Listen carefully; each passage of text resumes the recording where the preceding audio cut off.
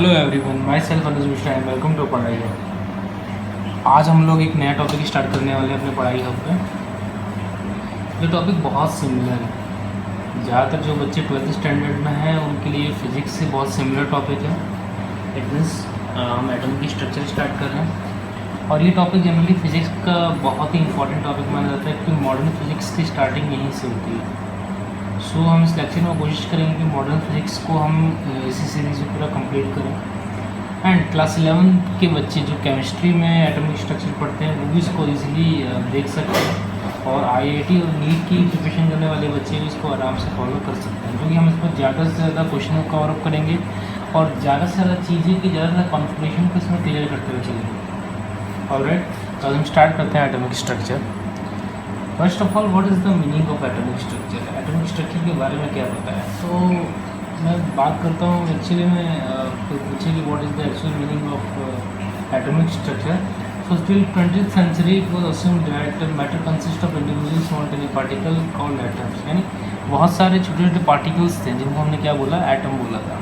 यानी टेनी पार्टिकल जिनको हम क्या बोलते हैं, एटम बोलते हैं। ये जनरली डेफिनेशन रटी हुई थी और इसी घुमा फिरा के आगे तक कंटिन्यू किया गया।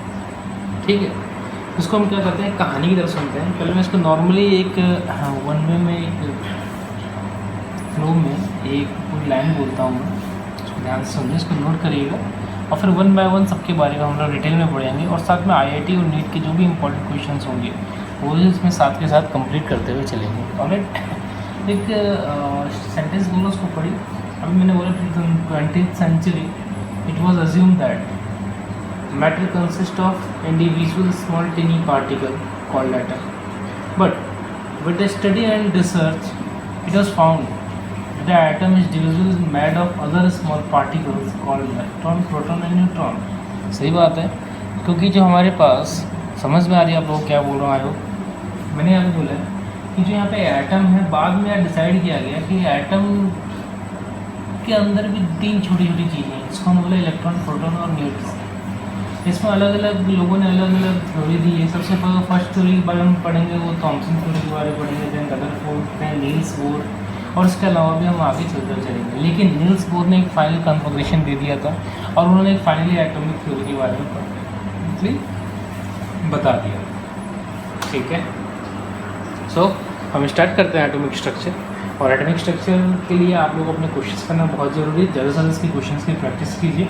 हाँ, मैं कोशिश करूँगा कि इस वीडियो के डिस्क्रिप्शन में एंड में लास्ट में एक लिंक अटैच कर दूंगा जिसमें आपके पास आपके सारे क्वेश्चंस इसमें मिलेंगे। ऑलराइट, सबसे पहले हम स्टार्ट करते हैं Thomson atomic model. Atomic structure start करने से पहले थॉमसन के पहले भी एक बात बता देते हैं कि ये हर एक चीज़ की एक बात होती है।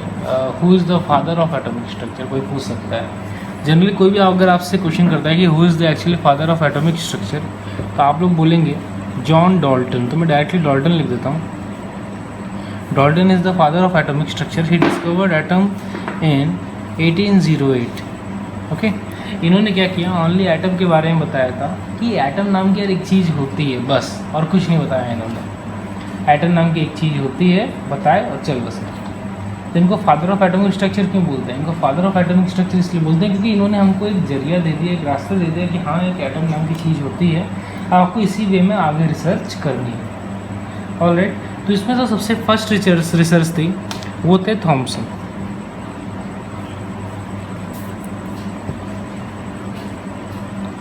Thomson's atomic model. सो हम यहाँ पे किसके बारे में बात करने वाले हैं? थॉमसन एटॉमिक मॉडल के बारे में बात करने वाले हैं। So what is the Thomson atomic model? Thomson का एटॉमिक मॉडल क्या था? तो then we can say here Thomson found the charge to mass ratio of electron for atomic structure। यानी उन्होंने कुछ रेशियो ऑफ इलेक्ट्रॉन के बारे में बताया था एटॉमिक स्ट्रक्चर के बारे में। जनरली हम सीधे सीधे बोल सकते हैं कि इन्होंने यहाँ पर इलेक्ट्रॉन को डिस्कवर किया था। He described generally atom as a region in which positive charge is spread out in space with electron ambient through the region, much like the seeds in watermelon। Understand? यानी इन्होंने किससे comparison किया था? इसकी watermelon से comparison किया था। According to Thomson model, a atom behave like a plum pudding model. What is the meaning of plum pudding model? Plum pudding means watermelon model. So we can say here it's a plum pudding model. और इन्होंने बोला क्या था इन्होंने बोला था कि जो हमारे पास एटम है ये एक प्लम पुडिंग मॉडल की तरह बिहेव करता है। कैसे? जैसे एक तरबूज जानते हैं आप सब लोग, वाटरमेलन सबने खाया, तो जैसे वाटरमेलन में सीड्स होते हैं ना, सीड्स बिखरे हुए होते हैं, ठीक उसी तरह से यहाँ पे भी एक एटम है और एटम में सीड्स मीन्स इलेक्ट्रॉन्स बिखरे हुए होंगे। उन्होंने क्या किया, इलेक्ट्रॉन का चार्ज बताया जो होता है -1.6 इंटू 10 की पावर -19 कूलम।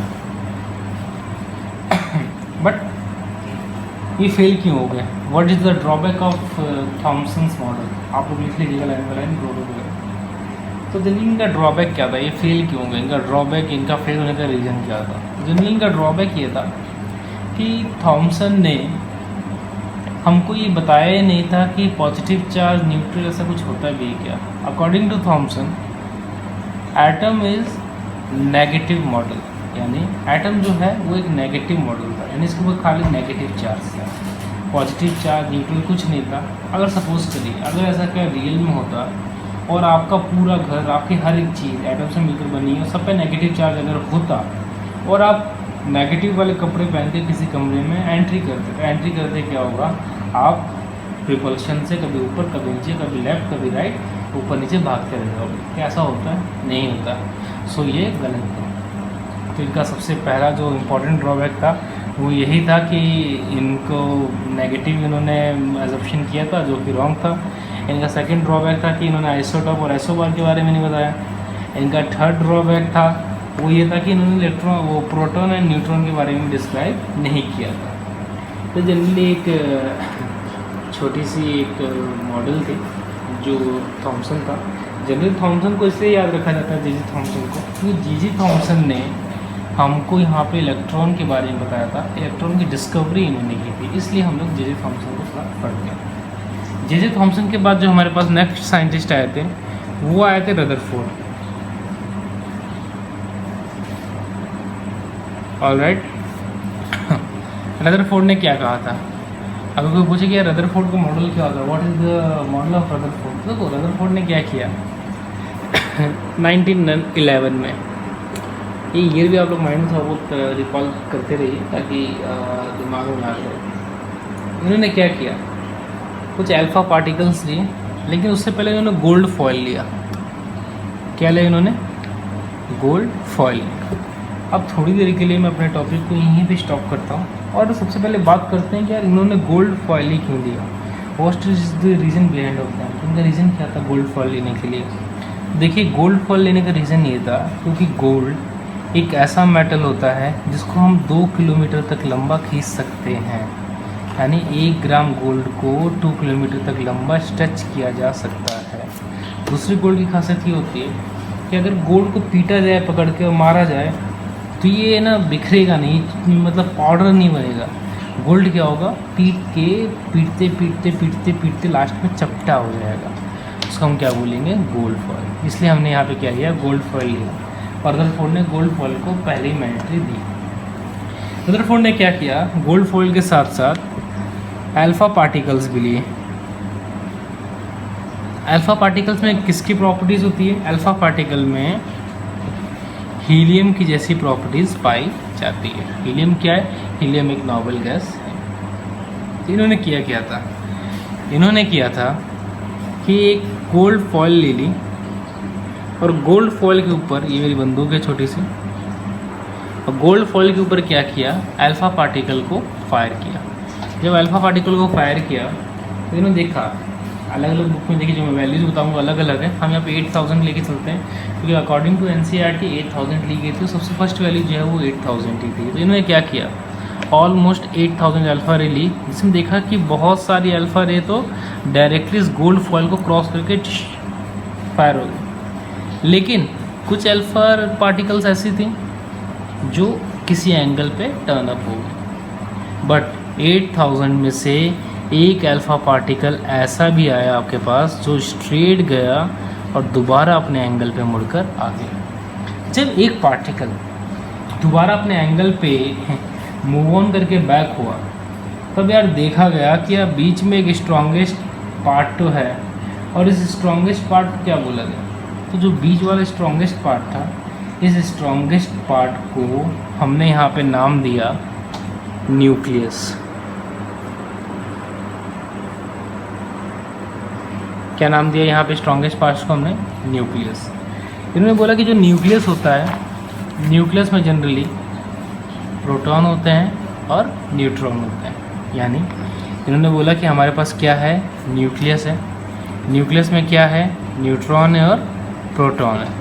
इन्होंने बोला न्यूट्रॉन एन से न्यूट्रल यानी चार्ज जीरो, प्रोटॉन यानी इसके पास चार्ज होगा, वो होगा इलेक्ट्रॉन के चार्ज के इक्वलेंट, बट जो साइज होगा, साइन होगा, वो क्या होगा? इसका अपोजिट होगा।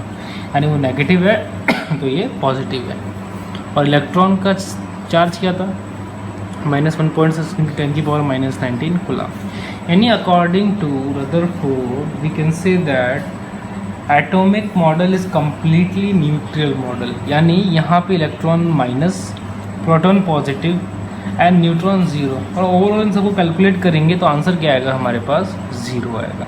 हम यहाँ पे कह सकते हैं कि जो भी रदरफोर्ड ने बोला था वो एकदम करेक्ट बोला। अब मुद्दे की बात क्या आती है कि रदरफोर्ड गलत क्यों हो गई? इन्होंने इलेक्ट्रॉन बता दिया, इन्होंने प्रोटॉन के बारे में बता दिया, इन्होंने न्यूट्रॉन के बारे में बता दिया। अब गलत कहाँ हो गए? इनका गलत होने का रीज़न कहाँ था? क्या इनका ड्रॉबैक थी? कहाँ गलत, कहाँ हुए तो हुए कहाँ पे? इनका सबसे फर्स्ट ड्रॉबैक वो ये था, इन्होंने बोला था कि अगर इलेक्ट्रॉन लगातार अपने ऑर्बिट में रिवॉल्व करेगा, मान लो ये एक एटम है और एटम में क्या हो रहा है? इलेक्ट्रॉन जो है लगातार रिवॉल्व कर रहे हैं। उन्होंने बोला कि रिवॉल्व करते करते एक टाइम ऐसा आएगा कि इसकी एनर्जी लूज़ होगी, और लूज़ होने के बाद ये थक के आखिरकार न्यूक्लियस के अंदर आ जाएगा। और अगर इलेक्ट्रॉन न्यूक्लियस के अंदर आता है तो पॉजिटिव और नेगेटिव मिलकर न्यूट्रल और विस्फोट हो जाएगा, जो कि कभी भी पॉसिबल नहीं है। यानी ऐसा बिल्कुल हो ही नहीं सकता। सबसे पहला ड्रॉबैक था इनके अकॉर्डिंग, एटम फिर बन ही नहीं सकता। क्योंकि ऐसा थोड़ी होता है कि जैसे आप लोग वॉक करने जा रहे हो, वॉक करते करते अगर आप थक जाओ और दौड़ रहे हो, आप लोग दौड़ रहे हो, साइकिल पर रन अप कर रहे हो, रन अप करते करते थक जाओ तो आप ट्रक के सामने आकर अपनी आत्महत्या थोड़ी कर लोगे। तो वही काम यहाँ पे भी था। यहाँ पे भी रदरफोर्ड ने क्या बोला था कि इलेक्ट्रॉन रिवॉल्व करते करते उसकी एनर्जी लॉस होगी, और एनर्जी लॉस होने के बाद क्या एक टाइम आएगा जो डायरेक्टली क्या होगा? अपने न्यूक्लियस के अंदर एंट्री कर जाएगा, जो बिल्कुल रॉन्ग हो गया। और बाकी तो सारी टॉपिक बिल्कुल चीज़ें थॉमसन की जैसी थी। आप लोग नोट भी करते जाइएगा, साथ साथ मैं पॉइंट्स बोलते जा रहा हूँ। तो सबसे फर्स्ट ड्रॉपिक मैंने एक्सप्लेन कर दिया। सेकंड ड्रॉपिक ये देखिए, doesn't explain about isotope and isobar. तो ये सब आप लोग इसको नोट कर लीजिए। बट अब थोड़ी सी बात करते हैं IIT और नीट पे, मूव अप करते हैं थोड़ा सा। क्या खासियत क्या है, क्या आपने अलग पढ़ रहे हैं बाकी बच्चों से? मूव ये, अगर मैंने पूछ लिया आपसे क्या चलो अल्फा रे तो फायर किया, तो मैं पूछता हूँ कि बताओ कितनी अल्फा रे को फायर किया, तब क्या करोगे आप? तो कन्फ्यूजन क्रिएट होती है, हमको पता नहीं कितनी अल्फा रे को फायर किया। याद रखना, नंबर ऑफ अल्फा रे, तो मैं एन लिख देता हूँ, is inversely proportional to sin power 4 θ/2। ये बहुत प्यारा सा रिलेशन कैलकुलेट किया गया है, मैथमेटिकल रिलेशन। इसको आप लोग लर्न कर लीजिए। कभी कभी डायरेक्टली फार्मूला बेस्ड क्वेश्चन भी आ जाता है, और कभी कभी हमारे पास डिफरेंट टाइप के क्वेश्चन आते हैं। हाँ, हम इस सीरीज में ज़्यादा से ज़्यादा क्वेश्चन भी कवर अप करेंगे, सो तो डोंट वरी अबाउट दैट। अगर मैं इसको फार्मूले से कैलकुलेट करूँ तो मेरा, अगर मान लीजिए n1 है, ऐसे मैं एक और n2 ले लेता हूँ, यहाँ पे 1 लिख दिया मैंने, तो यहाँ पे क्या हो जाएगा? sin की पावर 4 θ2/2। दोनों को मैं क्या करता हूँ? डिवाइड करता हूँ, और डिवाइड करने के बाद जो मेरा आंसर आता है वो आता है n1/n2 equals to sin its power 4 θ2/2 upon sin its power 4 θ1/2। ये क्या है मेरे पास? हमारे पास पर्टिकुलर फाइनल आंसर। तो इस फार्मूले को आप लोग नोट कर लीजिए, बहुत ही इंपॉर्टेंट एंड क्यूरियस फार्मूला है, जो आपके कोर्स में, आपके फंडामेंटल में बहुत ज़्यादा इंपॉर्टेंट रोल प्ले करने वाला है। तो उसको आप लोग देखिए, इसकी ज़्यादा से ज़्यादा प्रैक्टिस कीजिए। तो ये था हमारा रदरफोर्ड का मॉडल। जो नेक्स्ट मॉडल हमारे पास स्टार्ट होने वाला है वो मॉडल है हमारे पास नील्स बोर का। सो नील्स बोर का जो मॉडल है वो कम्प्लीटली एक लास्ट मॉडल है, लेकिन पूरा का पूरा आपका एटॉमिक स्ट्रक्चर का chapter, atom chapter Niels Bohr के मॉडल पर टिका हुआ है। तो इसका मैं एक ब्रीफ इंट्रोडक्शन देता हूँ, छोटा सा शॉर्ट इंट्रोडक्शन। मैं इस चैप्टर में आपके ड्यूअल नेचर, आपके न्यूक्लियस, यानी जितनी भी मॉडर्न फिजिक्स के पार्ट हैं, क्लास 12th में सीबीएसई की जो सेकंड बुक है और जो क्लास 11th में ओनली केमिस्ट्री में आती है वो पूरी, और 3-4 चैप्टर वो हम सारा का सारा इसी एक वीडियो सीरीज़ में कंप्लीट करेंगे। ऑलराइट, तो इसमें आपको कोई डाउट नहीं आना चाहिए। हमने ऑलमोस्ट पूरी मॉडर्न फिजिक्स यहीं पे कंप्लीट कर ली है और यहाँ पे आपका पूरा का पूरा जो भी क्वेरी होगी वो यहाँ पे रिजॉल्व कर दी जाएगी। सो जब तक के लिए आप सब मेरे चैनल को लाइक करिए, शेयर करिए, सब्सक्राइब करिए। Thank you.